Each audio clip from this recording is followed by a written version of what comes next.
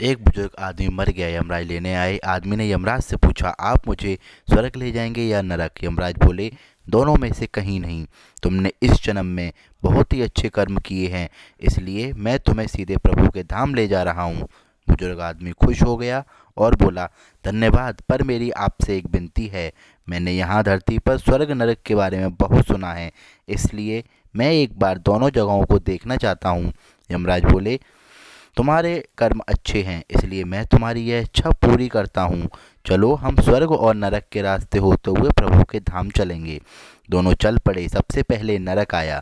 नरक में बुजुर्ग आदमी ने जोर जोर से लोगों के रोने की आवाज़ सुनी।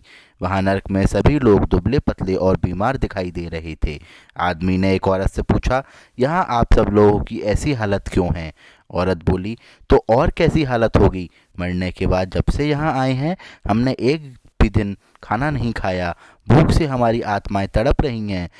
बुजुर्ग आदमी की नज़र एक विशाल पतीले पर पड़ी, जो कि लोगों के कद से करीब 100 फीट ऊंचा था।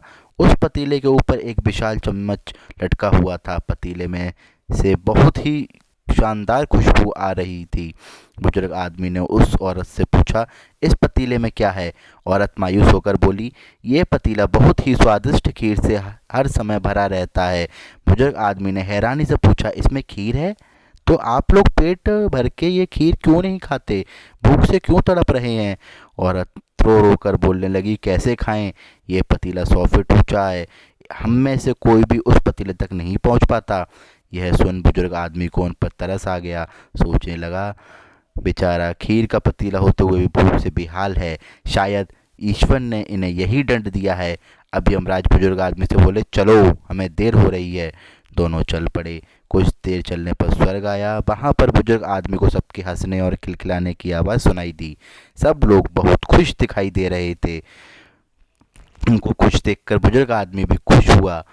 पर वहाँ स्वर्ग में बुजुर्ग आदमी की नज़र वैसे ही 100 फीट ऊंचे पतीले पर पड़ी जैसे नरक में था। उसके ऊपर भी वैसे ही चम्मच रखा हुआ था। बुजुर्ग आदमी ने वहाँ लोगों से पूछा, इस पतीले में क्या है? स्वर्ग के लोग बोले, इसमें बहुत ही स्वादिष्ट खीर है। बुजुर्ग आदमी हैरान हो गया और उनसे बोला, पर यह पतीला तो 100 फीट ऊंचा है, आप लोग तो इस तक पहुंच ही नहीं पाते होंगे। उस हिसाब से तो आप लोगों को खाना मिलता ही नहीं होगा। पा आप लोग भूख से बेहाल हो गए, पर मुझे तो आप सब बहुत खुश लग रहे हो, ऐसा कैसे? इनमें से एक व्यक्ति बोला, हम सब लोग तो इस पतीले में से पेट भरकर खीर खाते हैं। आदमी बोला, पर कैसे? पतीला तो बहुत ऊंचा है। व्यक्ति बोला, तो क्या हो गया, पतीला ऊंचा है तो?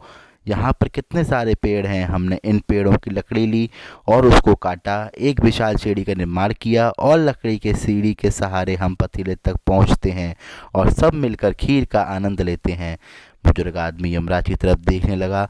यमराज मुस्कुराए और बोले, ईश्वर ने स्वर्ग और नरक मनुष्य के हाथों में सौंप रखा है। चाहे तो अपने लिए नरक बना ले, चाहे तो अपने लिए स्वर्ग। ईश्वर ने सबको एक समान हालातों में डाला है। उसके लिए उसके सभी बच्चे समान हैं। वह किसी से भेदभाव नहीं करता। वह नरक में भी पेड़ पौधे सब थे, पर वहाँ लोग खुद ही आलसी थे, उन्हें खीर हाथ में ही चाहिए। वह कोई कर्म चाहते, कोई मेहनत नहीं करना चाहते, इसलिए भूख से बेहाल हैं। क्योंकि यही तो ईश्वर की बनाई इस दुनिया का नियम है, जो कर्म करेगा, मेहनत करेगा, उसी को मीठा फल खाने को मिलेगा। स्वर्ग के सपने छोड़ दो, नरक का डर छोड़ दो, बस अपनी वजह से किसी का दिल ना दुखने इतना सोचो और बाकी सब कुदरत पर छोड़ दो। Thank you.